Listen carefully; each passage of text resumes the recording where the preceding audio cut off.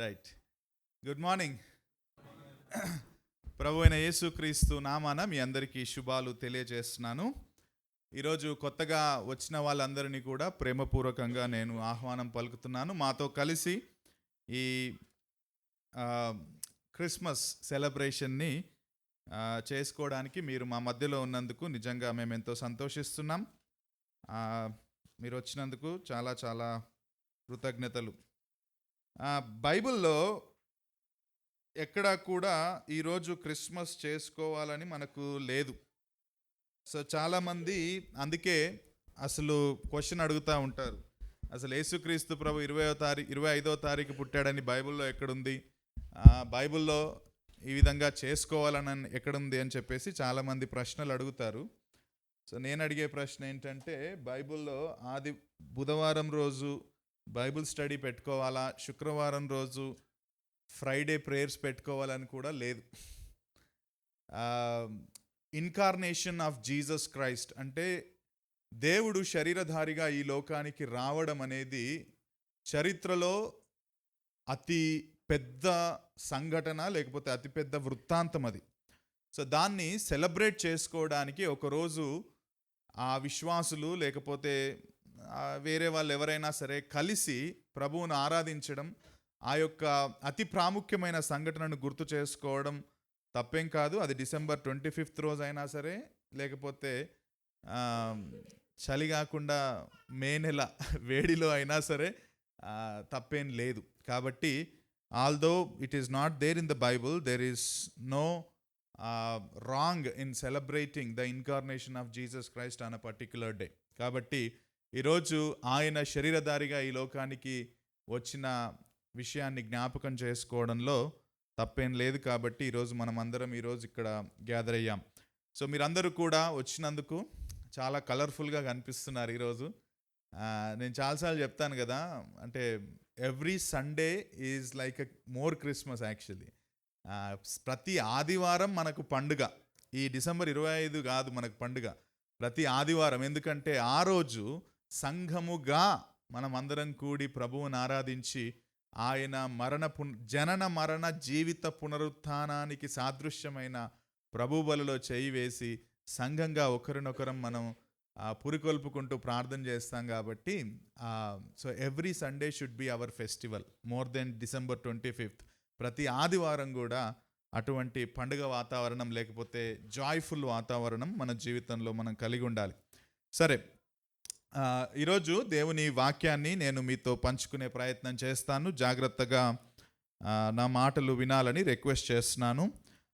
మత్తయి సువార్త బైబిల్లో మొదటి అధ్యాయం, నూతన నిబంధనలో మొదటి అధ్యాయం, మత్తయి సువార్త 1వ అధ్యాయంలో 21వ వచనం. మత్తయి సువార్త 1:21 చాలాసార్లు మీరు వినే ఉంటారు. ఎస్పెషల్లీ డిసెంబర్ మంత్లో చాలామంది ఈ వచనం నుంచి కూడా ప్రసంగాలు చేస్తారు. కాబట్టి ఆ మాట తిరిగి నేను ఒకసారి జ్ఞాపకం చేస్తాను. మత్తయి సువార్త 1వ అధ్యాయం 21వ వచనం.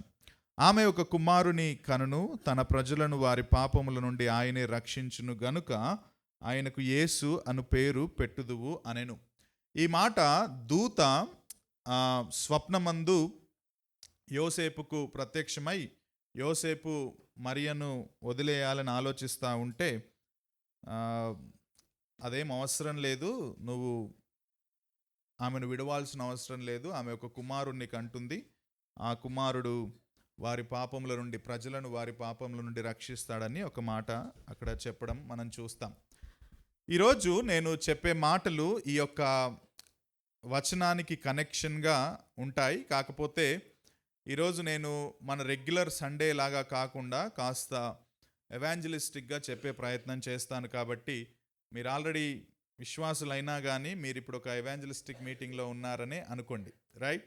సో చిన్న మాట ప్రార్థన చేద్దాం, తర్వాత దేవుని వాక్యాన్ని మనం విందాం. దేవా, ఈరోజు మేము నీ సంఘంగా ఇక్కడ గ్యాదర్ అయ్యాం. కొన్ని ప్రాముఖ్యమైన సంగతులు నీ వాక్యం ద్వారా నేర్చుకోవాలని మేము ఇప్పుడు సిద్ధపడుతున్నాం. మా హృదయాలను మీరు సిద్ధం చేసి డిస్ట్రాక్షన్స్ లేకుండా సూటిగా స్పష్టంగా నీ వాక్యాన్ని మేము వినడానికి, మా జీవితాలకు అన్వయించుకోవడానికి కృప దయచేయమని యేసుక్రీస్తు నామంలో ప్రార్థిస్తున్నాము తండ్రి. Amen, amen.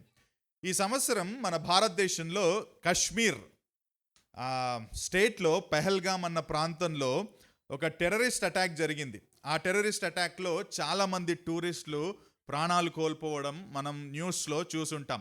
ఈ మధ్య 2 వారాల క్రితం ఆస్ట్రేలియాలో బోండీ బీచ్, ఆ బీచ్లో కూడా ఒక తండ్రి మరియు ఆయన కొడుకు ఇద్దరు కలిసి అందరూ చూస్తుండగా బీచ్లోనే విచక్షణారహితంగా అందరి మీద కాల్పులు జరపడం, 14 కంటే ఎక్కువ మంది చనిపోవడం కూడా మనం ఈ మధ్య న్యూస్లో చూసాం. అదేవిధంగా ఈ సంవత్సరం అమెరికాలో చార్లీ కర్క్ అనే వ్యక్తిని అందరూ చూస్తుండగా పాయింట్ బ్లాంక్లో ఒక వ్యక్తి ఆయనను చంపడం కూడా మనం చూసాం. భారతదేశం, మన India national crime reports bureau NCRB report ప్రకారం ఈ యొక్క 2022లో, అంటే ఈ 25 ఇంకా రాలేదు, 22 రిపోర్ట్ ప్రకారం మన భారతదేశంలో మహిళల పట్ల జరిగిన మొత్తం దురాగతాల సంఖ్య ఎంతో చెప్పనా అండి? 44,45,256 కేసులు. అంటే అన్ని రకాల దురాగతాలు, రేపులు కావచ్చు, డౌరీ కేసెస్ కావచ్చు, ఉమెన్ అబ్యూస్ కావచ్చు, ఇవన్నీ కలిపితే 4,45,256. ఇప్పటి వరకు 2025లో, ఇప్పటి వరకు 2025 గురించి మనం మాట్లాడుతున్నాం, ఇప్పటి వరకు మన భారతదేశంలో 26,337 రేప్ కేసులు రిజిస్టర్ అయ్యాయి. రిజిస్టర్ అవ్వని కేసులు దీనికి 2-3 రెట్లు ఎక్కువే ఉంటాయని చాలామంది నమ్ముతున్నారు. ఇవి ఓన్లీ రిజిస్టర్డ్ అయిన కేసులు మాత్రమే. ఇప్పుడు 2025లో ఇంకాస్త వేరే పుంతలు తొక్కాయి. ఏంటి? ఈ దురాగతాలు కావచ్చు, ఈ చెడు విషయాలు కావచ్చు, సమాజంలో ఇంకా కొత్త కొత్త రూపులు ధరించుకున్నాయి. అవేంటి అంటే 2025లో సైబర్ క్రైమ్స్కి 5 lakhs కంప్లైంట్స్ వచ్చాయి. ఇండియన్ సైబర్ క్రైమ్ డిపార్ట్మెంట్కి 5 lakhs కంప్లైంట్ వచ్చాయి. దాదాపు 20,000 కోట్ల మనీ ఫ్రాడ్ జరిగిందంట మన ఇండియాలో ఓన్లీ 2025లో. ఇవన్నీ నేను ఎందుకు చెప్తున్నానంటే, పెహల్గామ్ అటాక్ కావచ్చు, అమెరికాలో జరిగిన చార్లీ కర్క్ మీద దాడి కావచ్చు, ఆస్ట్రేలియాది కావచ్చు, లేకపోతే మొన్న మన చుట్టూ జరిగిన టెర్రరిస్ట్ అటాక్స్ కావచ్చు, లేకపోతే మన చుట్టూ జరుగుతున్న కుల హత్యలు కావచ్చు, పరువు హత్యలు కావచ్చు, రేపులు కావచ్చు, అత్యాచారాలు కావచ్చు, మానభంగాలు కావచ్చు, ఇవన్నీ నేను ఎందుకు ప్రస్తావిస్తున్నానంటే, ఎట్ ద సేమ్ టైం 2025లో వీఆర్ మోస్ట్ అడ్వాన్స్డ్ టెక్నాలజికల్ ఏజ్లో ఉన్నాం. మనం టెక్నాలజీలో మనం చాలా చాలా అడ్వాన్స్ స్టేజ్లో ఉన్నాం, AI. But at the same time moral విషయాల్లో, అంటే నైతికపరమైన విషయాల్లో మనం ఎంతగా అంతరిక్షానికి వెళ్తున్నామో, మొరాలిటీ విషయంలో అంతగా రోజు రోజుకు దిగజారిపోతున్న ఇయర్లో, లేకపోతే రోజులో మనం ఉన్నామని నేను జ్ఞాపకం చేయాలని ఇష్టపడుతున్నాం. ఎంత దారుణమైన పరిస్థితుల్లోకి మనం దిగజారిపోయింది మన సమాజం అంటే, భార్యను చంపి ముక్కలుగా కోసి ఫ్రిడ్జ్లో పెట్టి, ఆ ముక్కలను ఒక్కొక్కటిగా బ్యాగుల్లో పెట్టుకొని ఎక్కడో దూరానికి వెళ్ళి చెత్తబుట్టుల్లో లేకపోతే అడవుల్లో పడేసే దారుణమైన సమాజంలో ప్రస్తుతం మనం జీవిస్తున్నాం. AI లేదా, జెమిని కావచ్చు, లేకపోతే చాట్ GPT కావచ్చు, నువ్వు ఏదన్నా అక్కడ జస్ట్ ఒక ప్రాంప్ట్ ఇస్తే విత్ ఇన్ ఫ్యూ సెకండ్స్లో అన్నీ వస్తాయి. అంత అడ్వాన్స్డ్ టెక్నాలజీ ఉంది. But on the other side మనం రోజు రోజుకు మన విలువల్లో, మానవీయ విలువల్లో, నైతిక విలువల్లో మనం ఎవ్రీడే దిగజారిపోతున్న పరిస్థితుల్లో ఉన్నాం. ఇవన్నీ మన చుట్టూనే జరుగుతున్నాయి, ఎక్కడో కాదు, మన చుట్టూనే జరుగుతున్నప్పుడు మనం అడగాల్సిన ప్రాముఖ్యమైన ప్రశ్న ఏంటో తెలుసా? వై? ప్రజలు కొన్ని ప్రశ్నలు అడగడం మానేశారు.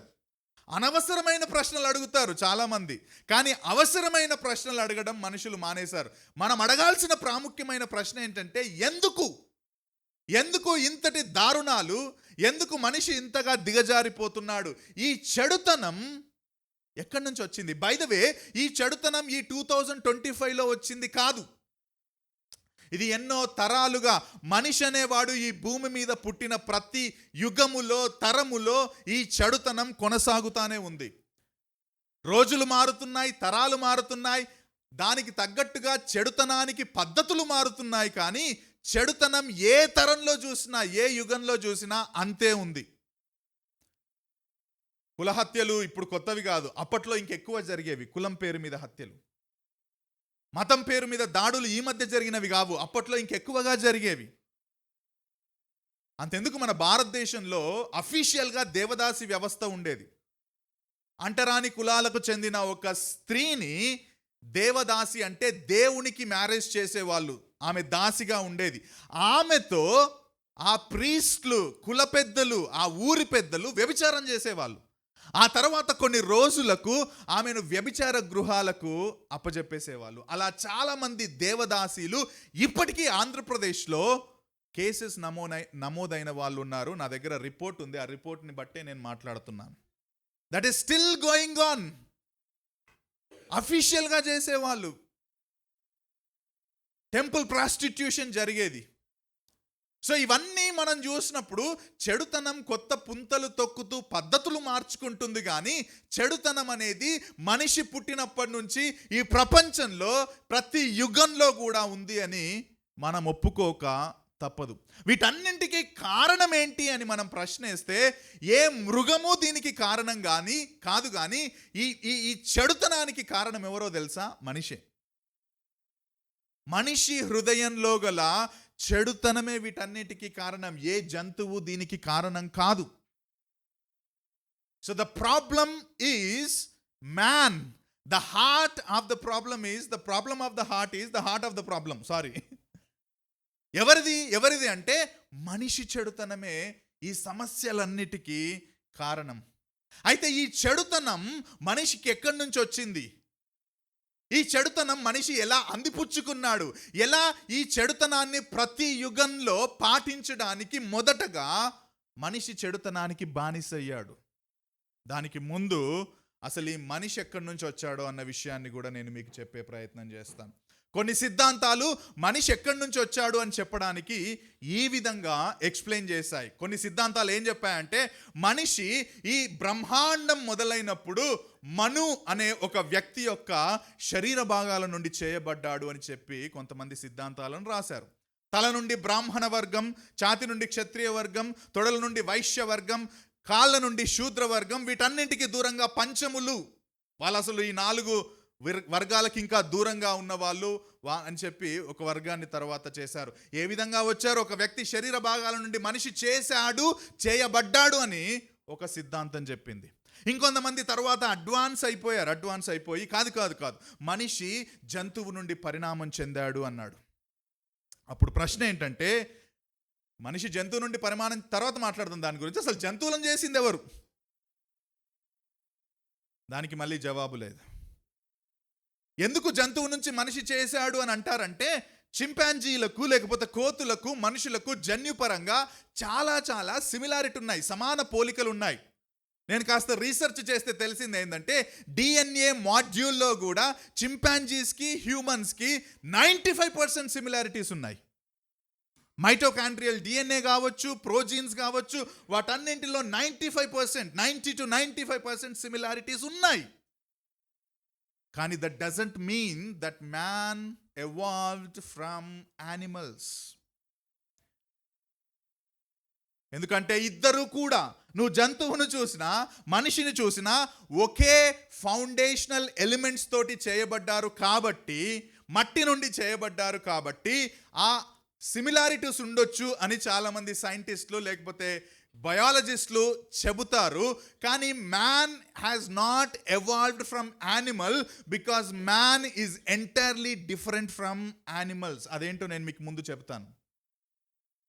ఒకవేళ మనిషి జంతువుల నుంచి వస్తే, నేను చాలాసార్లు ఈ మధ్యలో నా గాస్పెల్ ప్రీచింగ్లో ఆ మాట చెప్పాను, మనం ఒకవేళ చింపాంజీస్ నుంచి వస్తే మనం చింపాంజీస్ని చాలా గౌరవించాలి. బికాజ్ చింపాంజీస్ మన యాన్సెస్టర్స్ అవుతారు, మన పూర్వీకులు అవుతారు. కోతులు మన పూర్వీకులు అవుతాయి. మన పూర్వీకులు మనకెంతో ప్రేమ చూపించాలి. మనం మన పూర్వీకులకు ఎంతో గౌరవాన్ని ఇవ్వాలి. సో చింపాంజీస్ని ఎందుకు మనం మన పూర్వీకులైన వాళ్ళని బంధించి పెడుతున్నాం? వదిలేద్దాం వాటిని.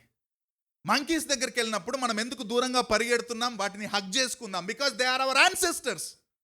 But we don't do that. మనిషి ఒకవేళ ఒక వ్యక్తి యొక్క శరీర భాగాల నుండి చేయబడితే ఆ దేవుడు, లేకపోతే ఆ మనిషిని చేసిన దేవుడు, లేకపోతే ఆయనే దేవుడు అయితే ఆ దేవుడు ఆ మనిషి పక్షపాతి అవుతాడు. ఎందుకంటే ఆయన 4 భాగాలుగా ప్రజలను వేరు చేశాడు. కొందరికి పై భాగాన్ని ఇచ్చాడు, కొందరికి కింది భాగాన్ని ఇచ్చాడు. ఈ కింది భాగంలో ఉన్న శూద్రులు పైనున్న 3 వర్గాల ప్రజలకు సేవ చేయాలని ఆ విభేదాలు తీసుకొచ్చిన వ్యక్తి అవుతాడు, లేకపోతే ఆ విభేదాలు తెచ్చిన దేవుడు అవుతాడు. కానీ దేవుడు నిర్వచనం ప్రకారం, ఈ మాట వినండి జాగ్రత్తగా, దేవుడు by definition should not have any partiality. ఒకవేళ పక్షపాతం ఉంటే అసలు దేవుడు అవ్వడు. ఆయన పక్కన పెట్టేసేయచ్చు, ఆయన పూజించాల్సిన అవసరమే లేదు. దేవుడు పక్షపాతి కాడు, అవ్వకూడదు. జంతువులకు మనకు సమాన పోలికలు ఉన్నాయి, కానీ మైనర్ డిఫరెన్సెస్ ఉన్నాయి. ఆ minor differences made all the difference. జన్యుపరంగా పోలికలు ఉండొచ్చు, కానీ ఏవైతే మైనర్ డిఫరెన్సెస్ ఉన్నాయో ఆ minor differences made all the difference.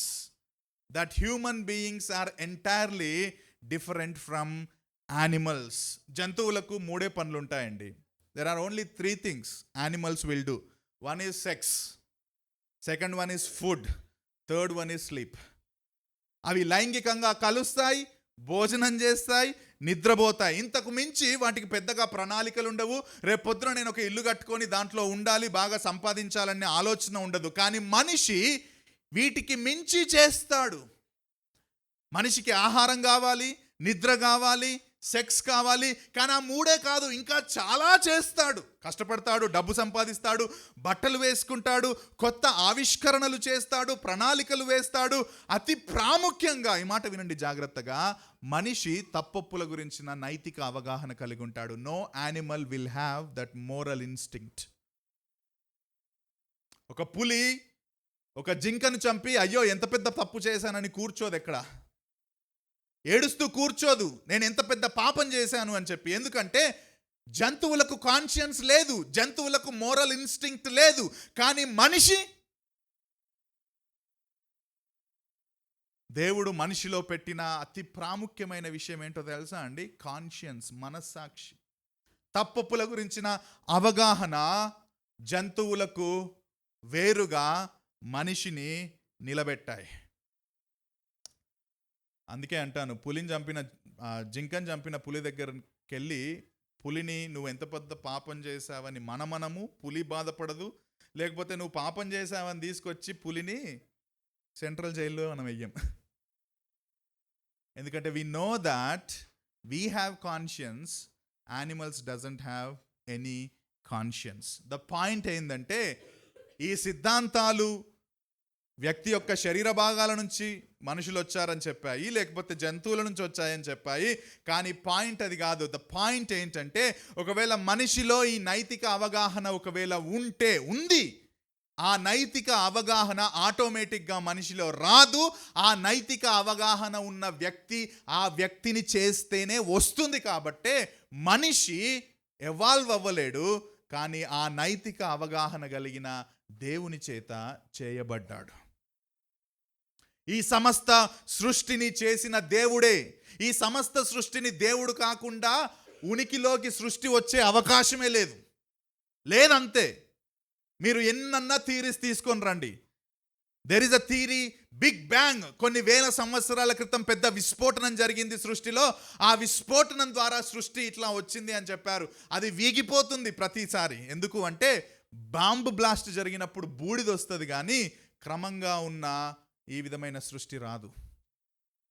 ఈ సృష్టి దేవుడు చేయాలి, దేవుడు చేశాడు. అదే దేవుడు, ఈ మాట వినండి జాగ్రత్తగా, అదే దేవుడు నైతిక అవగాహన, నైతిక వ్యక్తిత్వం కలిగిన దేవుడు మనిషిని చేయాలి, లేకపోతే చేశాడు. ఆ మాటే ఈ గ్రంథం. ఇది రిలీజియస్ గ్రంథం కాదు, this is a historical book, చారిత్రక గ్రంథం. మొదటి పుస్తకంలోనే ఆ మాట రాయబడింది. ఏమనుందంటే ఆదికాండం 1:1, ఆది యందు దేవుడు భూమి ఆకాశములను సృజించెను. God created heavens and earth. Heavens and earth did not come into existence automatically. తనంతట తానుగా ఉనికిలోకి ఏ సృష్టి రాదు. దేవుడు క్లియర్గా ఆ మాట ఇక్కడ రాయించాడు. ఆది యందు దేవుడు భూమి ఆకాశాలను సృజించాడు. ఆ దేవుడే ఇదే పుస్తకంలో అదే మొదటి అధ్యాయంలో దేవుడు తన స్వరూపమందు నరుణ్ణి సృజించాడు. దేవుని స్వరూపమందు నరుణ్ణి సృజించాడు. స్త్రీగాను పురుషుగాను సృజించాడని చాలా క్లారిటీగా మనిషి యొక్క ఎగ్జిస్టెన్స్కి ఫౌండేషనల్ ట్రూత్స్ ఇచ్చాడు. ఈ మాట వినండి జాగ్రత్తగా. నీవు నేను మన తల్లి గర్భంలోనే పుట్టాం, కానీ నీకు నాకు జీవాన్ని ఇచ్చింది దేవుడు. It is God who created the universe. It is God who created us human beings. దేవుడు క్రియేటివిటీ కలిగిన వాడు, సృజనాత్మక ప్రతిభ కలిగిన వాడు. అందుకే ఆయన స్వరూపంలో ఆ క్రియేటివిటీని మనిషికి కూడా దేవుడిచ్చాడు. అందుకే we create things, we invent things. దేవుడు నైతిక నియమాలు కలిగిన వ్యక్తి కాబట్టే మనిషి కూడా నైతిక అవగాహన కలిగిన వ్యక్తిగా చేయబడ్డాడు. దేవుడు సమస్తానికి అధికారం కలిగిన వాడు కాబట్టే ఈ సృష్టి మీద నువ్వు అధికారిగా ఉండు అని చెప్పి ఆ అధికారాన్ని దేవుడు మనిషికి ఇచ్చాడు. దేవుడు చాలా చాలా మంచిగా చేశాడు మనుషుల్ని. ఎక్లీషియాస్టిస్ అనే ఒక పుస్తకంలో, ఒక అధ్యాయంలో 7వ అధ్యాయం 29వ వచనంలో ఆ మాట రాయబడింది. ఏమనుందంటే దేవుడు నరులను యథార్థవంతులుగా పుట్టించాను. When God created human beings they were good. ఎందుకంటే మంచి దేవుడు చేశాడు కాబట్టి మనుషులు ముందు మంచిగానే ఉన్నారు, యథార్థవంతులుగానే ఉన్నారు. దేవుడు మంచివాడు, ఆయన చేసినప్పుడు అంతా మంచిగానే ఉంది. మనిషి కూడా చాలా యథార్థవంతంగా మంచిగానే ఉన్నాడు. అయితే ఈ ప్రశ్నలు అడగాలి మనం. ఎందుకు చెడుతనం వచ్చింది అని అడిగాను, మనిషి ఎక్కడి నుంచి వచ్చాడని అడిగాను. ఇప్పుడు చెడుతనం గురించి మళ్ళీ వస్తున్నాను. మంచిగా దేవుడు మనిషిని చేస్తే మనిషిలోకి ఈ చెడుతనం ఎలా వచ్చింది?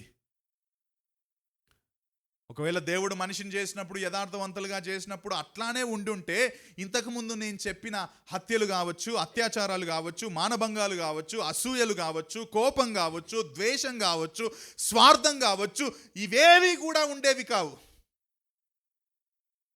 సర్వలోకము సకల విధములైన సత్క్రియలతో నిండిపోయి సమాధానముతో శాంతితో ఉండేది. అయితే ప్రసంగిలోనే ఆ మాట రాయబడింది 7:29లో, దేవుడు నరులను యథార్థవంతులుగా పుట్టించెను, గాని వారు వివిధమైన తంత్రములు కల్పించుకొని ఉన్నారు. Second part of the verse. దేవుని అధికారం క్రింద ఉండడానికి దేవుడు కొన్ని ఆజ్ఞలను పెట్టాడు. ఆ ఆజ్ఞలను ఎప్పుడైతే మనిషి మీరాడో, దేవుడు తనను ప్రతిబింబించే వ్యక్తిగా ఉండుమని దేవుడు చేశాడు. ఎప్పుడైతే మనిషి నాకు అవసరం లేదు, నేను నియమించుకుంటాను నా అధికార తత్వాన్ని, నేను నా మీద అథారిటీ కలిగి ఉంటాను, నువ్వు నాకు అవసరం లేదని ఎప్పుడైతే మనిషి దేవునికి దూరమయ్యాడో, తనకు తాను అధికారిగా తను ఎప్పుడైతే నియమించుకున్నాడో, ఆ వివిధమైన తంత్రములు కల్పించుకున్నాడో, అప్పుడు మొదలైందండి ఈ చెడుతనం మనిషిలో.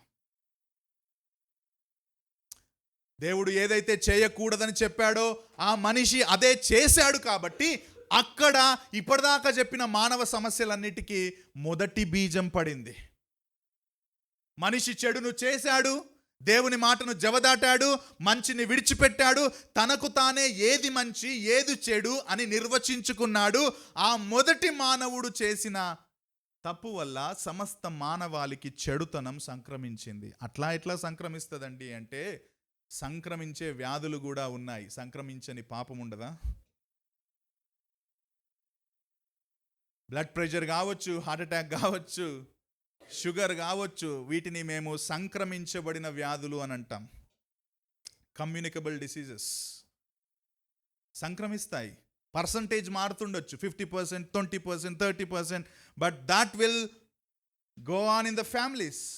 ఒక వ్యాధి సంక్రమిస్తే మరి అన్నింటికీ మూలమైన పాపం సంక్రమించదా? సంక్రమిస్తుంది. ఆ సంక్రమించబడిన పాపము వలననే సమస్త మానవాళిలో ఈ చెడుతనం విస్తరించింది. అందుకే మొదటి మానవుడు ఏం చేశాడో చూడండి. ఈ పాపం, ఈ చెడుతనం ఏ విధంగా మనందరికీ సంక్రమించిందో కూడా నేను మీకు చెప్పే ప్రయత్నం చేస్తాను. మొదటి మానవుడు నువ్వు తప్పు చేశావని దేవుడు ప్రశ్నించినప్పుడు ఆ తప్పును తాను ఒప్పుకోకుండా ఇతరుల మీద వేయడానికి ప్రయత్నించాడు. చాలా మట్టుకు మన పాపాలు కూడా ఇలానే మొదలవుతాయి. కొన్ని సంవత్సరాల క్రితం ఢిల్లీలో నిర్భయ అన్న ఆ అమ్మాయి పేరు మనకు హైడ్ చేసి నిర్భయ అని పేరు పెట్టారు. ఆమె మీద నలుగురు అర్ధరాత్రి ఢిల్లీ నడిబొడ్డులో బస్సులో అత్యాచారం చేశారు. ఆ తర్వాత నలుగురిని హ్యాంగ్ చేశారు అనుకోండి. కానీ దాంట్లో అప్పుడు 30 years అందరికంటే పెద్దోడు, అందరికంటే చిన్నోడు కూడా ఉన్నాడు దాంట్లో. Is 17 year guy. ఆయనని జువెనైల్ హోమ్కి పంపారు. ఇప్పుడు వాడు పెద్దోడు కూడా అయిపోయి ఉంటాడు, మేజర్ అయ్యి ఉంటాడు. అంటే చనిపోయారు బై ద వే, ఈ పాటికి ఉండి ఉంటే.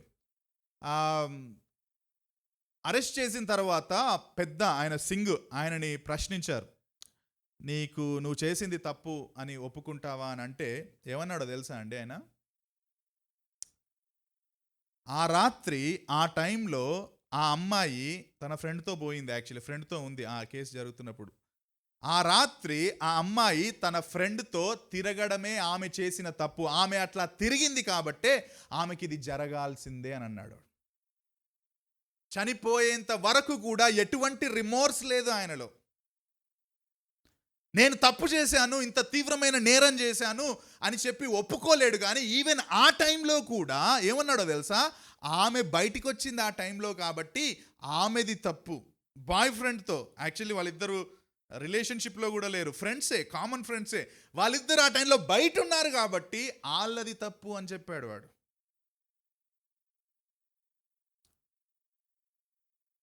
ఇతరుల మీద బ్లేమ్ వేయడానికి మనం రెడీగా ఉంటాం, మనం తప్పు ఒప్పుకోం. అది ఎక్కడ మొదలైందో తెలుసా? ఫస్ట్ సిన్ తోటే మొదలైంది. అబద్ధం 10 మందిని తొక్కైనా సరే పైకి రావడం తప్పేం కాదని కొత్త సత్యాన్ని చెప్పి మన సమాజంలో ఎంతోమంది పైకొచ్చారు, వస్తున్నారు కూడా.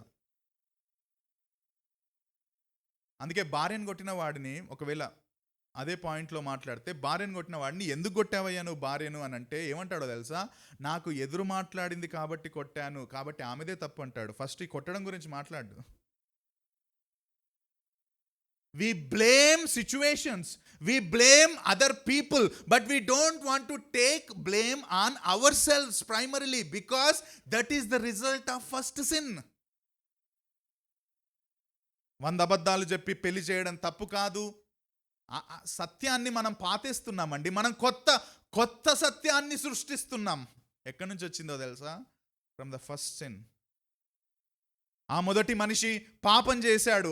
ఆ రోజు నుంచే, ఈ మాటలు వినండి జాగ్రత్తగా, ఆ రోజు నుంచే ఇప్పుడు మనకున్న అసూయ, ఇప్పుడు మనకున్న కోపం, ఇప్పుడు మనకున్న ద్వేషం, ఇవన్నీ, లేకపోతే స్వార్థం మొదలయ్యింది. ఎక్కడి నుంచి వచ్చాయి మనిషికి ఈ స్వార్థం? అక్కడి నుంచి వచ్చింది. నాకు నచ్చనిది ఉండకూడదు. కుటుంబంలో అయినా, సంఘంలో అయినా, సమాజంలో అయినా నాకు నచ్చేదే ప్రతిదీ ఉండాలి అన్న స్వార్థం మనకిప్పుడు మనం అనుకుంటున్నాం. కానీ that is there from the beginning, because the evil started from the beginning.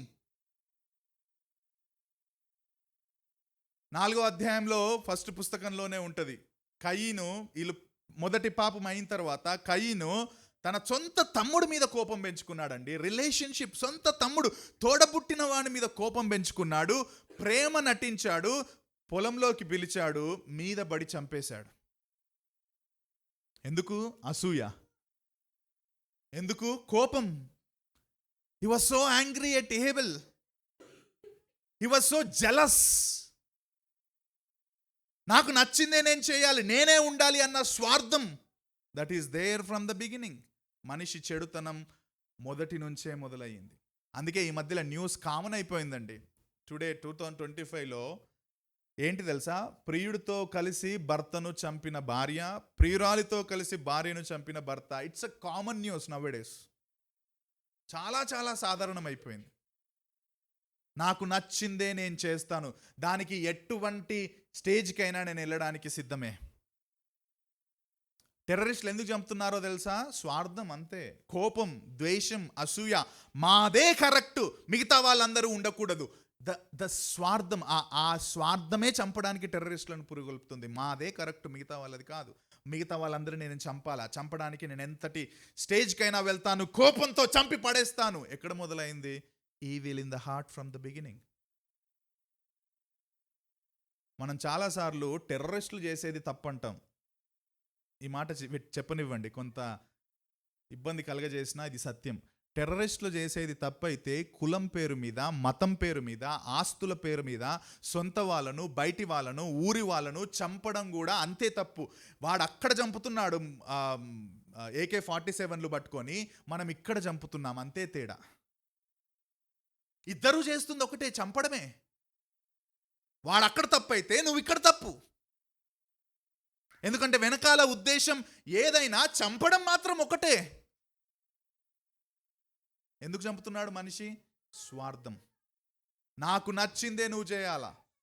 తల్లిదండ్రులు పిల్లల ఇంటర్ కాస్ట్ మ్యారేజ్ అయితే చంపేస్తున్నారు. నల్గొండలో కూడా అమృత కేసు మనం చూసాం.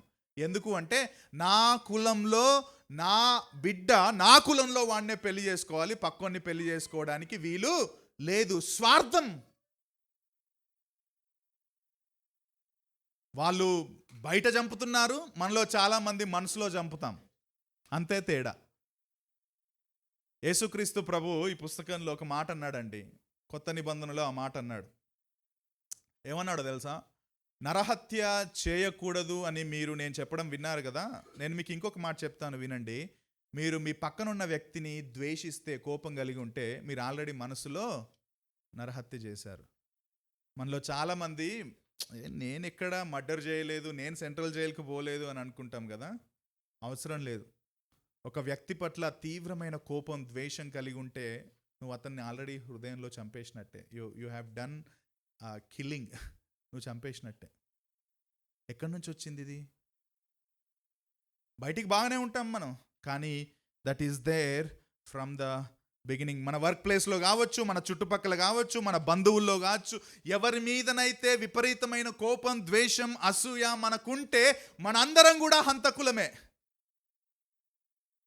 కాకపోతే మనం నాలాగా సూట్ వేసుకున్న హంతకులం, అంతే. వాళ్ళు సూట్ లేని హంతకులు, మనం సూట్ వేసుకున్న హంతకులం. మొదటి జంట పాపం చేశారు కాబట్టి ఆ తర్వాత వైవాహిక వ్యవస్థ కూడా చిన్న భిన్నమయ్యింది. ఇప్పుడు చూడండి, ఏ కుటుంబాలు బాగున్నాయి? ఏ భార్య, ఏ భర్త వాళ్ళ బాధ్యతలు ప్రేమగా నిర్వర్తిస్తున్నాడు. వివాహ వ్యవస్థ చిన్నాభిన్నం అవ్వడానికి కారణం కూడా ఇదిగో ఆ పాపమే. ఒక పురుషుడు, ఒక స్త్రీ మధ్య దేవుడు వివాహ వ్యవస్థను మొదలు పెడితే చూడండి, ఇప్పుడు పురుషులు వివాహం చేసుకుంటున్నారు, స్త్రీలు వివాహం చేసుకుంటున్నారు. లేకపోతే పెళ్లికి ముందే లైంగికంగా పాల్గొంటున్నారు, పెళ్ళైన తర్వాత అక్రమ సంబంధాలు. ఎక్కడి నుంచి వచ్చింది అనుకుంటున్నారు? ఇదంతా మొదటి వివాహ వ్యవస్థ చిన్నాభిన్నం అయ్యింది. దానికి కారణం ఏంటంటే మళ్ళీ పాపమే. రీసెంట్గా ఒక 6 months కూడా అవ్వలేదు, విడాకులకు వెళ్ళిపోయారు. పెద్ద రీజన్స్ కూడా కావు అవి. పెద్ద రీజన్స్ కావు విడాకులు తీసుకోవడానికి. వైవాహిక వ్యవస్థ చిన్నాభిన్నం అవ్వడానికి కారణం కూడా ఇదిగో అంతరంగంలో మనిషిలో ఉన్న పాపమే. స్వార్థం అండి. నాకు సంతోషం ఇచ్చినట్టు నా భార్య ఉండాలా, నాకు సంతోషంగా ఉన్నట్టు నా భర్త ఉండాలా, లేకపోతే అవసరం లేదు. మనిషి స్వార్థపరుడు ఫ్రమ్ ద బిగినింగ్. ఈ ఒక్క మాట మనం అర్థం చేసుకుంటే మన ప్రపంచంలో ఉన్న జాగ్రత్తగా వినండి, సమస్యకు కారణం ఏంటో మనకు అర్థమవుతుంది. ఏంటో తెలుసా? మనిషి స్వార్థం, అంతే. ఈ స్వార్థానికి కారణం మనిషి చేసిన మొదటి పాపం, ఆ తర్వాత మనకందరికీ అంటుకున్న అదే పాపం. అంతెందుకండి, మనం చెత్త పడేస్తున్నామంటే ఏంటో తెలుసా? మనం స్వార్థపరులం. ఎక్కడ పడితే అక్కడ చెత్తేస్తున్నామంటే మనం స్వార్థపరులం, అంతే. నా ఇల్లు బాగుండాలా, బయట ఏమైనా కావచ్చు. ఇంతకుముందు కూడా మీకు చెప్పాను, నేను ప్రగతినగర్ నుంచి వస్తుంటే ఒక చిన్న లేక్ ఉంటుంది. బైక్లు వేసుకొని, కార్లు వేసుకొని వచ్చి రోడ్డు మీద పడేసిపోతారండి. ఎంత టీవీగా వస్తారు తెలుసా? అదేదో వాళ్ళ ప్రాపర్టీ అన్నట్టు వచ్చి ఇట్లా చెత్తేసి ఇట్లా వెళ్ళిపోతారు ఏం కానట్టు. ఏంటి? స్వార్థం. నా ఇంట్లో ఉండొద్దు, బయట ఏమైతే నాకేంటి, స్వార్థం అంతే. ఎక్కడ పడితే అక్కడ చెత్తేస్తున్నామంటే. ట్రాఫిక్ సిగ్నల్ దగ్గర మొత్తం ఇట్లా చదువుకున్న అనాగరికులం కదా హైదరాబాద్లో, అందరం ఒకటేసారి వచ్చేస్తాం ఇట్లా. మనకు ట్రాఫిక్ కానిస్టేబుల్ ఉన్నాగానే మనకు పట్టించుకోం మనం అందరం. ఏంటో తెలుసా కారణం? స్వార్థం అంతే. నేను మొదట పోవాలి, పక్కోడు ఎప్పుడు పోతే నాకేంటి, నా బండి ముందు పోవాలి అంతే. స్వార్థం. అందుకే ట్రాఫిక్ జామ్కి కారణం పోలీసులు లేకపోవడం కాదు, గవర్నమెంట్ సరిగ్గా పనిచేయకపోవడం కాదు. ట్రాఫిక్ జామ్కి కారణం మనమే, మన హృదయంలో ఉన్న స్వార్థమే. That itself should convict you that there is sin in every human being. అలాగని మంచి పనులు చేయట్లేదా మనిషి అంటే, మంచి పనులు చాలా చేస్తున్నాడు మనిషి. దాన ధర్మాలు చేస్తాడు, పుణ్యకార్యాలు చేస్తాడు, ఆరాధన చేస్తాడు, తీర్థయాత్రలు చేస్తాడు, వృద్ధాశ్రమంలో బట్టలు ఇస్తాడు, అనాథాశ్రమంలో పిల్లలకు కేకులు ఇస్తాడు, అవసరమైతే సాయంత్రం చికెన్ బిర్యానీ పెట్టిస్తాడు, పెద్ద పెద్ద గిఫ్ట్స్ ఇస్తారు, మురికి కాలనీలో ఉన్న వాళ్ళకి నిత్యావసర వస్తువులు ఇస్తాడు. There are lot of good things man can do, man is doing, but that doesn't mean that man doesn't have an evil heart. ఇవన్నీ చేస్తున్నాం కాబట్టి మన హృదయంలో ఉన్న చెడుతనం అసలు మొత్తం నాశనం అయిపోయింది, తీసేస్తామని చెప్పొచ్చా అండి? ఈ ప్రశ్న వినండి జాగ్రత్తగా, గుర్తుపెట్టుకోండి. మన మంచి పనులు మన హృదయంలో ఉన్న చెడుతనాన్ని కొట్టేయవు. మనం బయట చేసే మంచి పనులు మన హృదయంలో ఉన్న చెడుతనాన్ని కొట్టేయలేవు. నేను సపోజ్ ఒక 10 మెంబర్స్ని చంపానండి, బోన్లో నిలబెట్టారు. జడ్జి గారు వచ్చి అడిగారు, ఏంటండి 10 మందిని చంపావంట అంటే, జడ్జి గారు నేను హంతకుణ్ణి, 10 మందిని చంపాను, అందరి దగ్గర నుంచి ఒక్కొక్క కోటి దొంగతనం చేశాను, 10 కోట్లు నా దగ్గర ఉన్నాయి. కానీ ఈ మాట వినండి జడ్జి గారు, ఆ 10 కోట్లతో 100 మంది అనాథలను నేను పోషించాను జడ్జి గారు అంటే, జడ్జి గారు వావ్ చాలా మంచి పని చేశావు, నువ్వు వెళ్ళిపోవచ్చు అని వదిలేస్తాడండి? నా మంచి పనులు నేను చేసిన చెడుతనాన్ని కొట్టేస్తాయా? మనం ఎన్నన్నా మంచి పనులు చేయొచ్చు బయట, కానీ హృదయంలో మాత్రం మనం చెడుతనం కలిగి ఉన్నాయి. నేను గూగుల్లో సర్చ్ చేస్తున్నా, వరల్డ్ ప్యూరెస్ట్ వాటర్ ఎక్కడ దొరికిద్ది అని. ఫిన్లాండ్ అండ్ స్విట్జర్లాండ్లో ప్యూరెస్ట్ వాటర్ ఉంటుందంట, మనకంటే చాలా మంచి వాటర్ ఉంటుందంట. నేను అక్కడికి వెళ్ళి, ఇప్పటిదాకా వెళ్ళలేదు, వెళ్తానో కూడా తెలీదు, వెళ్ళి అందరికీ ఒక 100 ml బాటిల్స్ పట్టుకొని వచ్చా, మంచి ప్యూరెస్ట్ వాటర్. ఇక్కడికి రాగానే అందులో 2 ml మురికి, బయట ఉన్న మోరిలో మురికి ఉంటుంది చూడండి, 2 ml వేసాను, మీ అందరికి ఇచ్చాను.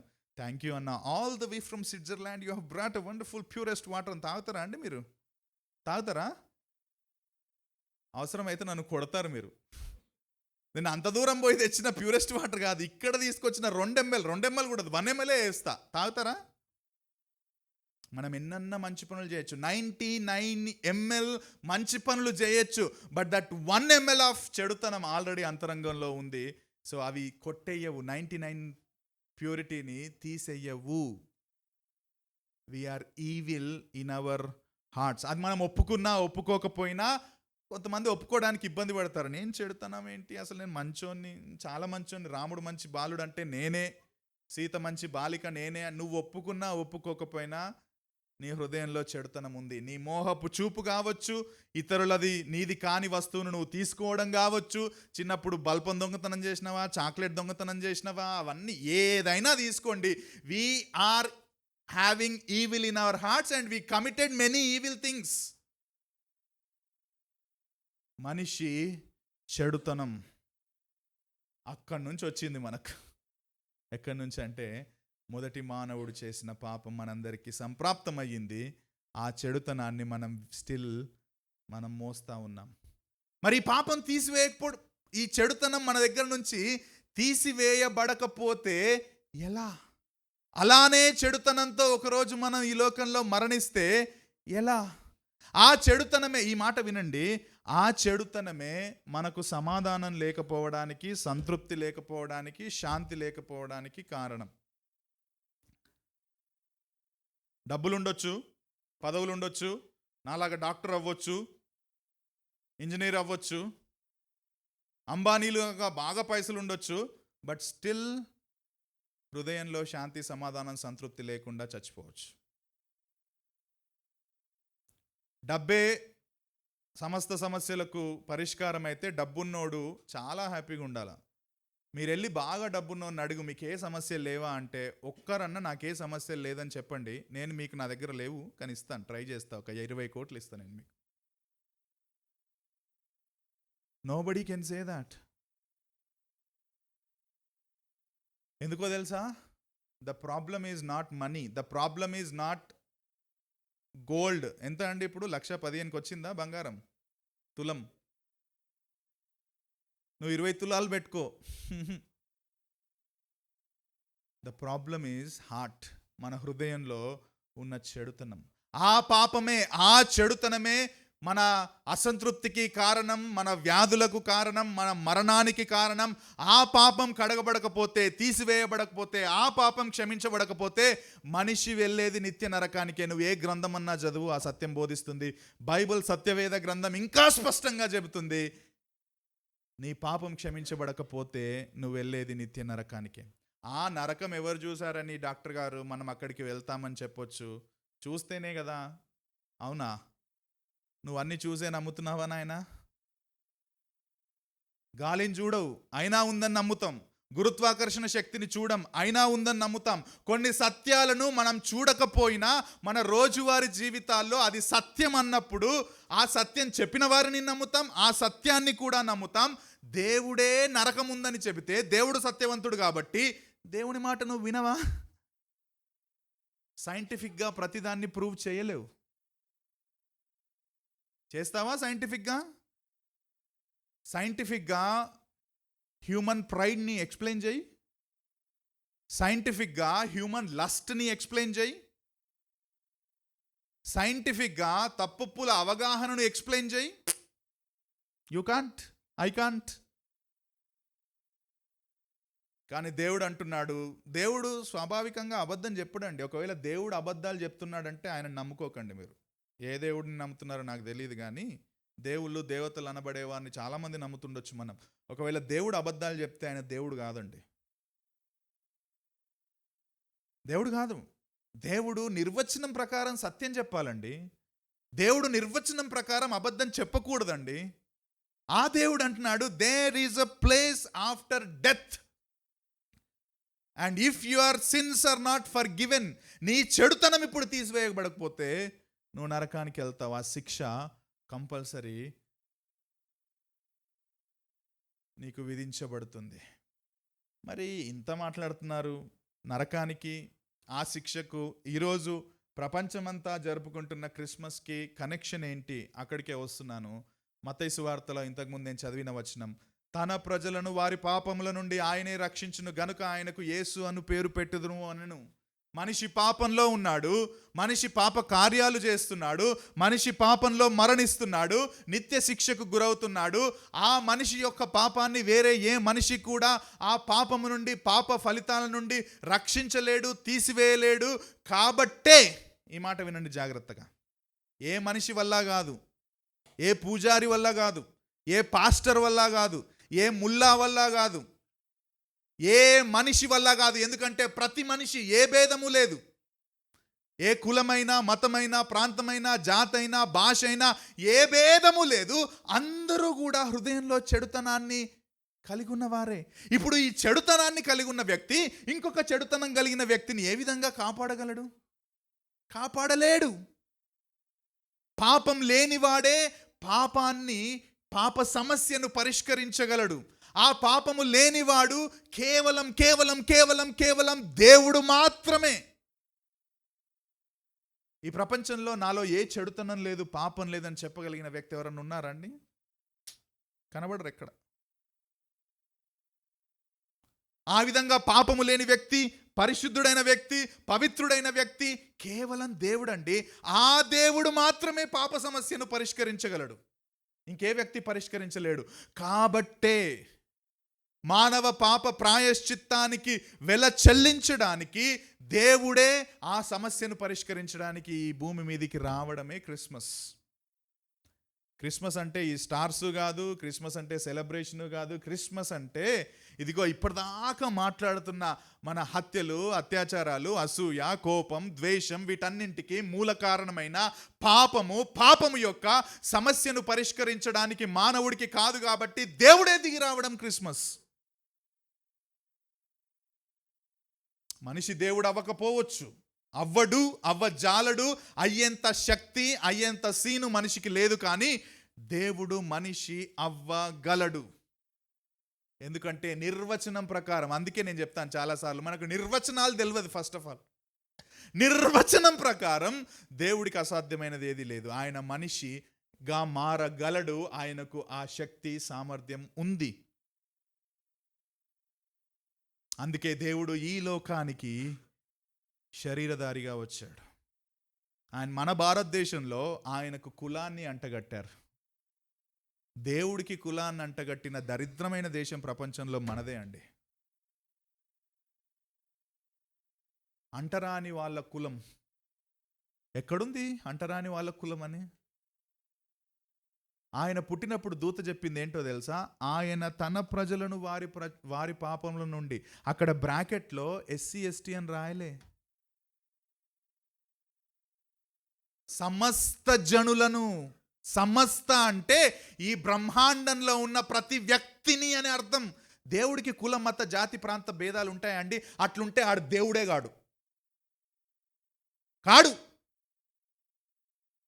ఎవడన్నా కావచ్చు.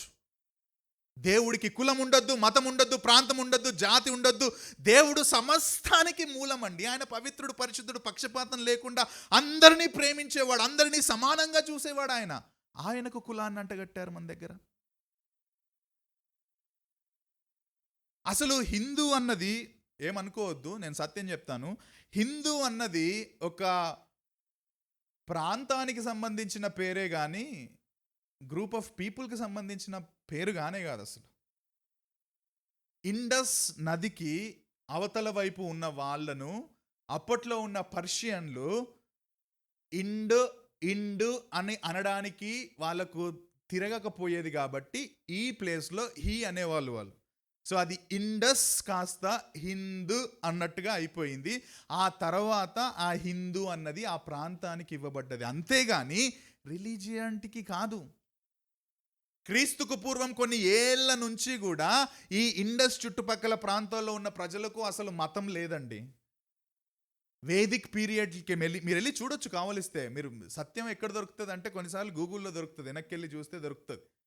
అక్కడికి వెళ్ళి చూస్తే వేదిక్ పీరియడ్లో there was no specific religion. Specific లేదు రిలీజియన్. వాళ్ళు యజ్ఞాలు చేశారు, ఊరికే చేశారు అంతే. మీరు యాగాలు ఉంటాయి అప్పట్లో, అశ్వమేధ యాగాలు, ఇంకా ఏవో యాగాలు ఉంటాయి. వాళ్ళు వెతికారంతే కానీ వాళ్ళు పూజించలేదు. ఈ సోకాల్డ్ గాడ్ అండ్ గాడెసెస్ లేరప్పుడు. మీకు విషయం చెప్పనా, వేదిక్ పీరియడ్లో ఎవరిని పూజించారు ఇండస్ ప్రాంతాల ప్రజలు? వరుణుణ్ణి. వరుణుడు అంటే ఎవరు? వర్షాన్ని. అగ్నిని పూజించారు. అసలు వేదిక్ పీరియడ్స్లో టెంపుల్స్ కూడా లేవండి. అది ప్రాంతానికి సంబంధించిన పేరు. ఆ తర్వాత దాన్ని ఇప్పుడు ప్రజలకు అంటగట్టి మతంగా చేశారు. అంతకుముందు క్రీస్తు రాకడకు ముందే ఎన్నో విధాల అంటే చాలామంది దేవుణ్ణి కనుగొనే ప్రయత్నం చేశారు వాళ్ళు. బుద్ధిజం అప్పుడే వచ్చింది, జైనిజం అప్పుడే వచ్చింది. కానీ నిజంగా ఏది కూడా మానవ పాప సమస్యకు శాశ్వత పరిష్కారం ఇవ్వలేకపోయింది. బుద్ధుడు చెప్పిన వచనాలు నేను మీకు ఒకసారి చెప్పినట్టు గుర్తు, 8 ఉంటాయి. ఆయన చెప్పిన 8 సూత్రాలు ఉంటాయి. But he was a human being. Gautama బుద్ధుడు ఒక చక్రవర్తి, ఒక మనిషి. ఆయన దేవుడు కాదు. ఆయన అవి కూడా టెంపరరీ. కానీ దేవుడు మనిషిగా ఈ లోకానికి వచ్చి వెల చెల్లిస్తేనే మనిషి యొక్క పాప సమస్యకు పరిష్కారం దొరుకుతుంది. కాబట్టే కాలము సంపూర్ణమైనప్పుడు, అన్నీ సమకూడి జరుగుతున్నప్పుడు దేవుడు ఈ లోకానికి మనిషిగా వచ్చాడు. ఆ సత్యం ప్రపంచానికి వెళ్ళడానికి అనుకూలమైన సమయం జరిగినప్పుడు దేవుడు క్రీస్తును స్త్రీ యందు జన్మింపజేశాడు. చాలామంది అనుకుంటారు, అదేంటండి పురుషుని ప్రమేయం లేకుండా కన్య గర్భంలో స్త్రీ ఎట్లా పుడతాడండి? ఎందుకు పుట్టాడండి? మనిషి అయితే పుట్టడండి, దేవుడికి ఆ మాత్రం చేయలేడా అండి? సమస్త సృష్టిని చేసిన దేవుడు కన్యగర్భంలో పురుషుని ప్రమేయం లేకుండా పుట్టలేడా అండి? నీకు దేవుడు అన్నదానికి నిర్వచనం తెలీదు. దేవుడికి అసాధ్యమేది ఉంటుంది? నువ్వు మానవుడిగా ప్రశ్నిస్తున్నావు. దేవుడికి అసాధ్యమైంది ఏముంటుంది? పురుష ప్రమేయం లేకుండా మహిళ గర్భం ధరించడం సాధ్యమా? సాధ్యమే. శూన్యం నుండి సమస్తాన్ని దేవుడు చేయగలడం దేవునికి సాధ్యమైతే, పురుష ప్రమేయం లేకుండా మహిళ గర్భం సాధించడం కూడా సాధ్యమే. తల్లిదండ్రులు లేకుండా మొదటి మానవుణ్ణి దేవుడు సృష్టించగలిగితే, ఒక స్త్రీ ద్వారా పురుషుని ప్రమేయం లేకుండా దేవుడు మానవుడిగా రావడం ఎందుకు అసాధ్యం అనిపిస్తుంది మనకు?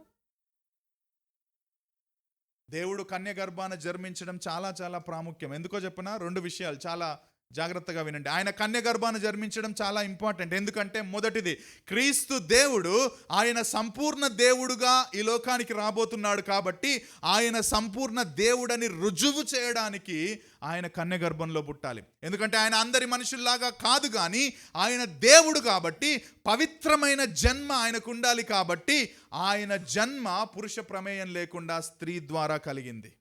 అందుకే ఆయన వచ్చినప్పుడు మరియా అన్నది, అయ్యో నేను ఎలా అండి, నేను ఇంకా ప్రదానం చేయబడ్డది కానీ నేను ఇంకా పెళ్ళి అవ్వలేదు, మేము ఇంకా లైంగికంగా కలవలేదు, నేనెట్లా గర్భాన ధరిస్తానంటే దూత ఏమన్నాడో తెలుసా అండి? పరిశుద్ధాత్మ నీ మీదికి వచ్చును, సర్వోన్నతుని శక్తి నిన్ను కమ్ముకొనుడు కనుక పుట్టబోవు శిశువు పరిశుద్ధుడై దేవుని కుమారుడు అనబడి. ఇన్ అదర్ వర్డ్స్ ఏమంటున్నాడో తెలుసా దేవా? This is, you are talking like a human being Mary. You are a human being, don't talk like that. God will do this work. దేవుడు చేస్తాడు, నీ వల్ల సాధ్యం కాదు అది, కానీ గాడ్ విల్ డూ దట్. ఎందుకంటే ఆయన దేవుడు పవిత్రుడిగా ఈ లోకానికి రావాలి. ఆన్ ది అదర్ సైడ్ ఆయన కన్య గర్భాన పుట్టడం ఎందుకు ఇంపార్టెంట్ అంటే, ఆయన సంపూర్ణ మానవుడిగా రావాలి. మానవ పాప సమస్యకు మానవుడే పరిష్కరించాలి. కాబట్టి ఆయన మానవుడిగా ఈ లోకానికి వచ్చాడు. ఆయన స్త్రీకి జన్మించాడు. ఆయన శరీరాన్ని కలిగి ఉన్నాడు. ఆయన భావోద్వేగాలు ఉన్నాయి. ఆయన శ్రమలు అనుభవించాడు. ఆయన మానవుడిగా రాకపోయి ఉంటే మానవ పాప సమస్యకు ప్రాయశ్చిత్తం, పరిష్కారం దొరికేది కాదు. కాబట్టే ఆయన స్త్రీ గర్భంలో మానవుడిగా ఈ లోకానికి వచ్చాడు. అండ్ బై ద వే, ఈ మాట యేసుక్రీస్తు ఈ లోకానికి రాకముందు 500 సంవత్సరాల క్రితమే యెషయా అన్న భక్తుడు చెప్తాడు. 7వ అధ్యాయం 14వ వచనంలో ఏమనంటాడు? ప్రభువు తానే ఒక సూచన మీకు చూపును, ఆలకించుడి, కన్యక గర్భవతి కుమారుని అతనికి ఇమ్మానుయేల్ అని పేరు పెట్టును. This is the plan of God for the human problem. మానవుని సమస్యకు దేవుడు చేసిన పరిష్కారం. ఎందుకు చేశాడో తెలుసా అండి? ఎందుకు చేశాడో తెలుసా?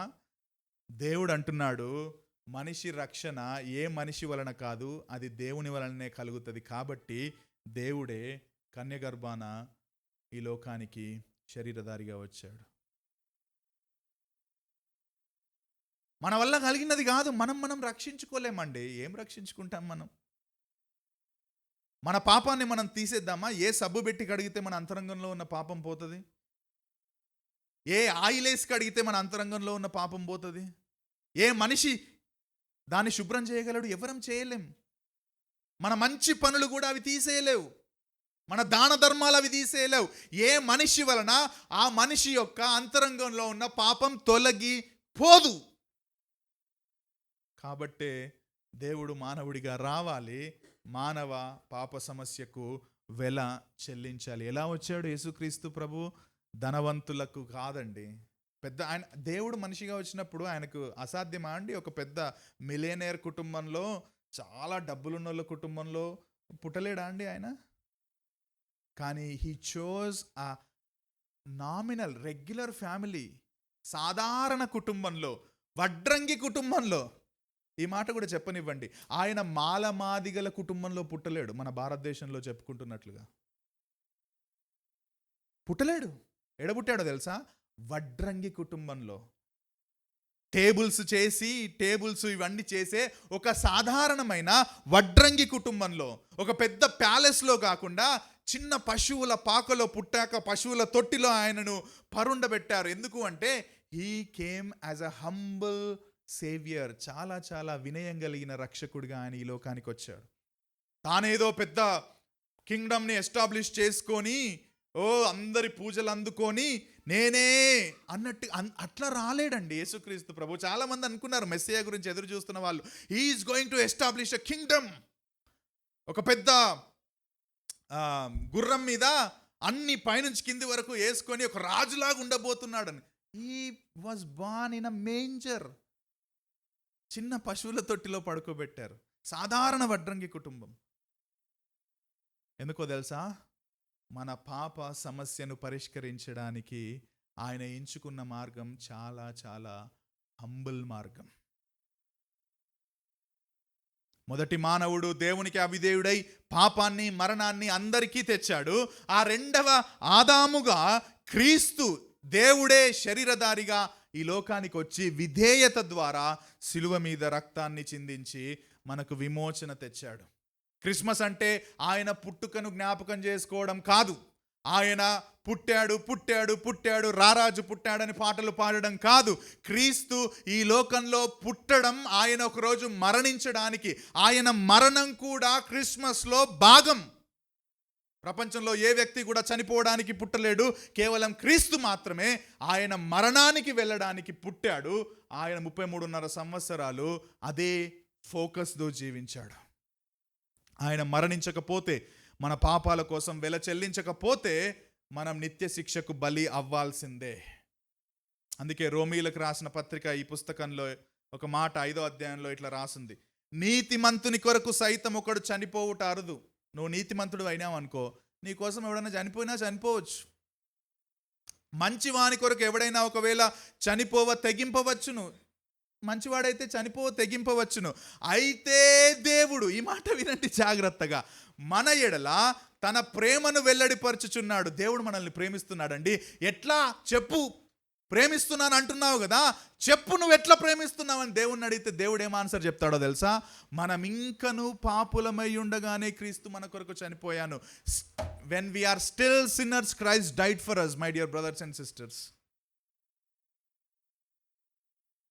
మన పాపములో మనం భక్తిహీనులుగా శత్రువులుగా ఉన్నప్పుడే క్రీస్తు మన కొరకు చనిపోయాడు. క్రీస్తు పాపుల రక్షకుడిగా వచ్చాడు. కులాన్ని కాపాడడానికో మతాన్ని కాపాడడానికో కాదు, పాపులను రక్షించడానికి యేసుక్రీస్తు ఈ లోకానికి వచ్చాడు. ఇది కూడా చెప్పి నేను క్లోజ్ చేస్తాను, ముగింపులోకి వచ్చాను. ఆయన కేవలం చనిపోయి ఉంటే, ఆయన కేవలం మరణంతో స్టోరీ ఎండ్ అయిపోయి ఉంటే మనం ఆయన నమ్ముకోవాల్సిన అవసరమే లేదండి. అవసరం లేదు, యేసుప్రభుని నమ్మాల్సిన అవసరమే లేదు.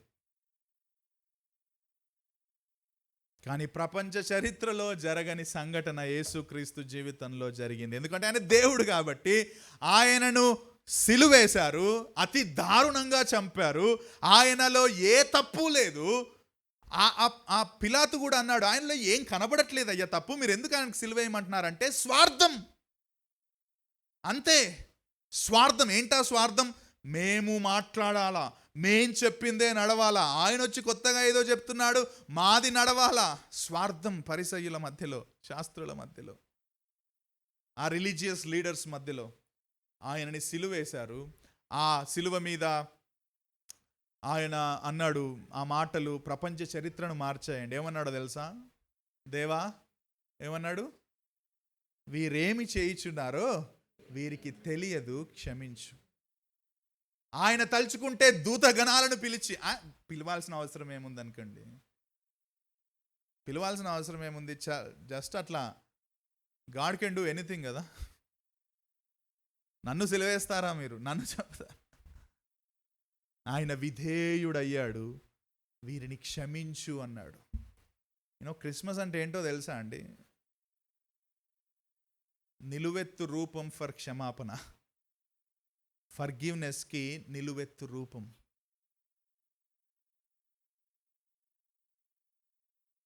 ఆయనను చంపారు, సిలువ మీద నుంచి దించారు, సమాధిలో పెట్టారు. ఆ సమాధికి చాలా పెద్ద రాయిని అడ్డుగా పెట్టారు. ఎందుకంటే వాళ్ళకి భయమైంది, కొంపదీసి వీళ్ళు ఎత్తుకొని పోతారేమో. ఈయన బతికున్నప్పుడు ఈయన మళ్ళీ లేస్తాడు అని మధ్యలో బాగా చెప్పాడు, అక్కడక్కడ ప్రసంగాలు చేశాడు.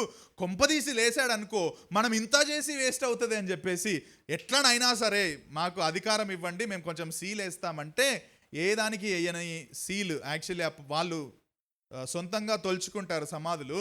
దీనికి అఫీషియల్గా రోమన్ గవర్నమెంట్ పెద్ద రాయేసి సీలేసి అటు ఇటు బటులను పెట్టారు. ఎందుకంటే మళ్ళీ వచ్చి ఏమన్నా చేసి ప్రొక్లైనర్ తీసుకొచ్చి ఒకవేళ తొలగించినా మళ్ళీ టెస్టిఫై చేయడానికి కొంత ఉండాలి కదా అని బటులను కూడా పెట్టారు. కానీ దేవుడు 3వ రోజున యేసుక్రీస్తును మరణం నుండి లేపాడు. The resurrection of Lord Jesus Christ. ఈ మాట వినండి జాగ్రత్తగా. That is a foundational for Christianity. యేసు ప్రభువుని నేను ఎందుకు నమ్మాలా?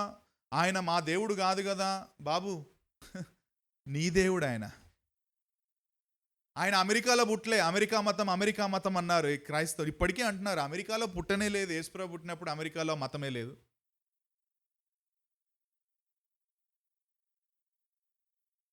యేసుక్రీస్తు పుట్టింది ఆసియా ఖండంలో, బెత్లెహేములో, నజరేతులో, మన కాంటినెంట్లో పుట్టాడు. అది అమెరికా మతం కాదు, లండన్ మతం అసలే కాదు. ఆయన మరణం గెలిచి తిరిగి లేచాడు కాబట్టి అది భారతదేశమైనా, అమెరికా అయినా, బ్రిటన్ అయినా, ఆఫ్ఘనిస్తాన్ అయినా, కజకిస్తాన్ అయినా, చైనా అయినా, భూటాన్ అయినా, ఏ దేశమైనా సరే ఆయన మరణం గెలిచి తిరిగి లేచాడు కాబట్టి హీ ఈజ్ గాడ్ హిమ్సెల్ఫ్. ఆయన దేవుడు అండి. మరణం గెలిచి తిరిగి లేచేంత దమ్ము ఏ మనిషికి ఉందండి? కేవలం దేవుడు మాత్రమే అది చేయగలడు. అది చారిత్రక సత్యం. అది క్రైస్తవ పుస్తకాల్లో రాసిందే కాదు, క్రైస్తవేతరులు కూడా రాసిన సత్యం, చూసి చెప్పిన చారిత్రక సత్యం. ఆయన లేచాడు, 12 మందికి కనిపించాడు, ఆ తర్వాత 400 కంటే ఎక్కువ మందికి కనిపించాడు. క్లియర్గా, హిస్టారికల్గా అది ప్రూవెన్ ట్రూత్. ఒకవేళ అది నిజం అయితే, నిజం అయితే ఏంటి? If that is true and it is true, then you have every reason to believe. I have every reason to believe. ఆయన లేవడం వలన ఏమైందో తెలుసా అండి? మరణం గెలిచి లేవడం వల్ల ఆయన రక్షకుడు అని రుజువయ్యింది. మత్తయి సువార్త 1:21లో తన ప్రజలను వారి పాపం నుండి ఆయన రక్షించును అన్న మాట రుజువయ్యింది. రెండవది, మరణం తర్వాత జీవం ఉందని రుజువయ్యింది. మూడవది, మనం కూడా ఆయన యందు విశ్వాసం ఉంచితే మరణం తర్వాత జీవిస్తామనే నిరీక్షణ కూడా మనకు తిరిగి లభించింది. ఒకవేళ అది లేకపోయి ఉంటే, ఆయన లేవకపోయి ఉంటే ఇదంతా జరిగేది కాదు. చివరిగా ఇది చెప్పి ముగిస్తాను. అసలు దేవుడు ఇదంతా ఎందుకు చేశాడు? సిలువ లేకుండా, పునరుత్థానం లేకుండా దేవుడు మనల్ని క్షమించేస్తే సరిపోయేది కదా అంటే, పాపం అనేది ఒక ఇమాజినరీ థింగ్ కాదు. మనం ఏదో ఊహలతో ఆలోచించేది కాదు.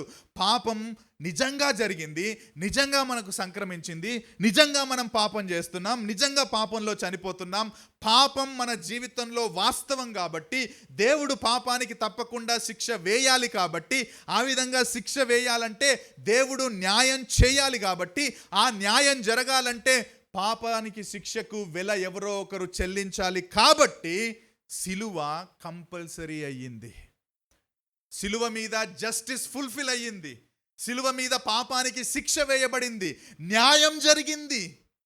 నా పాపానికి శిక్ష, జస్టిస్ దేవుడు క్రీస్తు మీద వేసి, ఇదిగో నేను నా న్యాయాన్ని, మీకు రావాల్సిన శిక్షను ఆయన మీద మోపి నా న్యాయాన్ని నేను చేస్తున్నా అన్నాడు.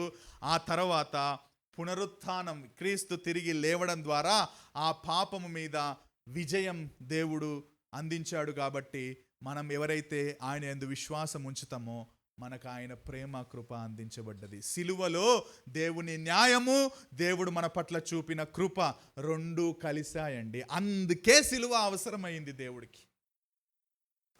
అందుకే క్రీస్తు చనిపోవాల్సి వచ్చింది. కానీ మరణం గెలిచి 3వ రోజున పునరుత్థానుడై క్రీస్తు లేచాడు కాబట్టే ఆయన హిస్టారికల్ ఫిగర్ అయ్యాడు. ఆయనను నమ్ముకున్న ప్రజల జీవితాలు మారాయి. ఎంతెందుకండి, నేను మారాను. నాకు వచ్చి యేసు ప్రభు నమ్ముకో అని నన్ను బాగా ప్రెషర్ చేసి కన్వర్ట్ చేసిన వాళ్ళు ఎవ్వరు లేరు. అప్పటికి నేను MBBS చదువుతున్నాను.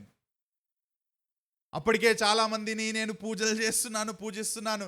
ఎందుకు యేసుప్రభు దగ్గరికి వచ్చి నేను ఆగానంటే, నా హృదయంలో పాపం ఉంది, నేను బయటికి మంచిగా ఉన్నా, లోపల చెడుతనంతో ఉన్నాను.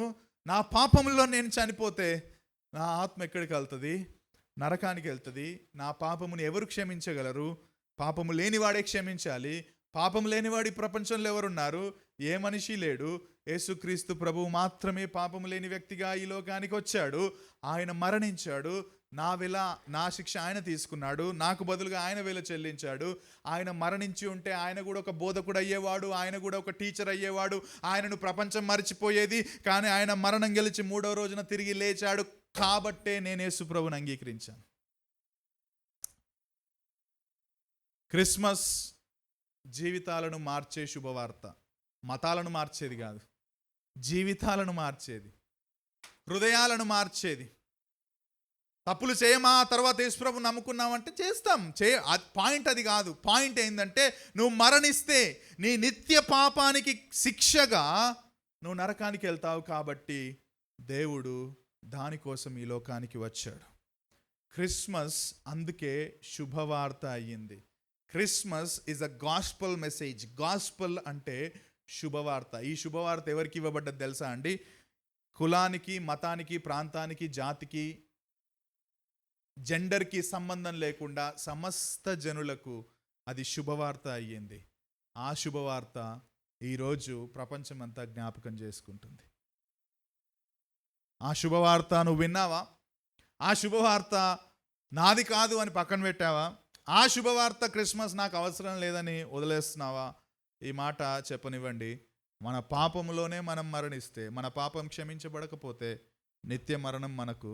యేసు ప్రభు యందు విశ్వాసం ఉంచితే నిజమైన క్రిస్మస్ని దేవుడు మన హృదయంలో సెలబ్రేట్ ఆయన చేస్తాడు, మనం కాదు సెలబ్రేట్ చేయాల్సింది. He will celebrate Christmas in our hearts when we believe in the atonement of Lord Jesus Christ.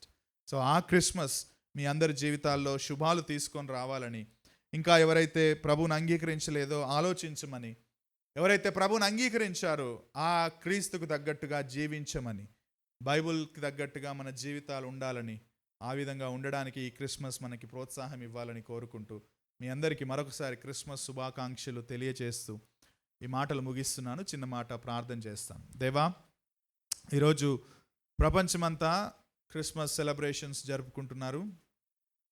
ఒకవేళ ప్రజల హృదయాల్లో క్రీస్తు పుట్టకపోతే, అంటే క్రీస్తును వాళ్ళు విశ్వసించకపోతే, this is like another festival అంతే. కొత్త బట్టలు వేసుకోవచ్చు, ఇంట్లో మంచిగా మాంసం వండుకోవచ్చు, అందరం ఒకరినొకరం గ్రీట్ చేసుకోవచ్చు, అంతా బాగానే ఉంటుంది ప్రభువా. కానీ నిజంగా మా అంతరంగంలో ఉన్న చెడుతనం పోకపోతే, మా హృదయాలు మార్చకపోతే మేము ఎంత భక్తి చేసినా వ్యర్థమే. కాబట్టి మా జీవితాలను మార్చడానికే, మా హృదయంలో ఉన్న పాపాన్ని తీసివేయడానికే నువ్వు ప్రేమ కలిగిన దేవుడవు. కాబట్టి లోకానికి క్రీస్తును పంపావు. ఆయన మరణం పునరుత్థానం ద్వారా నిజమైన క్రిస్మస్ని మాకు అనుగ్రహించావు. నీకు థ్యాంక్ యూ. మా జీవితాలు మరొకసారి మీరు ఈ గాస్పల్ మెసేజ్ని, ఈ శుభవార్తను ప్రతిబింబించేవిగా, ప్రకటించేవిగా ఉండడానికి మా అందరికీ సహాయం చేయమని క్రీస్తు నామంలో అడిగి వేడుకుంటున్నాం తండ్రి. ఆమేన్.